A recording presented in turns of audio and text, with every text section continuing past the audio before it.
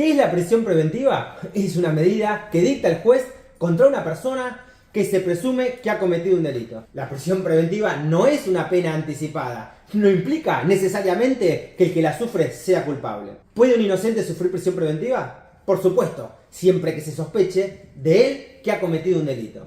¿Pero cómo? ¿Y el principio de inocencia no es incompatible con la prisión preventiva? ¿No se presume que una persona es inocente hasta que se demuestre lo contrario? No. El principio de inocencia no implica necesariamente una presunción de inocencia. Al contrario, en el caso del 99,9% de las detenciones o de las prisiones preventivas que se dictan, significa exactamente todo lo contrario. Un fiscal, si pide una detención, un juez, si convalida una prisión preventiva, debería estar completamente loco, completamente esquizofrénico, si supusiera que el imputado es inocente. Si presume su inocencia, ¿para qué lo detendría? Es que, en realidad, la detención, la prisión preventiva, son medidas de coerción personal. Como medidas de coerción personal, pertenecen al ámbito de las medidas cautelares. ¿Qué significa que son medidas cautelares? Significa que son medidas que sirven para asegurar los fines del proceso. ¿Cuáles son esos fines del proceso penal? Sí, el proceso penal va a ser objeto de nuestro próximo video, pero antes te adelantamos que los fines del proceso penal, en líneas generales, pueden ser dos. Primero, averiguar la verdad. Segundo, aplicar la ley.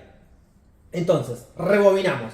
La prisión preventiva, en principio, no tiene tanto que ver con que una persona sea culpable o sea inocente, sino mucho más con que si esa persona en libertad puede o no obstaculizar los fines del proceso. En otras palabras, si el juez piensa que un imputado en libertad puede entorpecer una investigación criminal, si cree que el imputado en libertad se va a fugar, se va a escapar, entonces ese juez está facultado para dictar una prisión preventiva.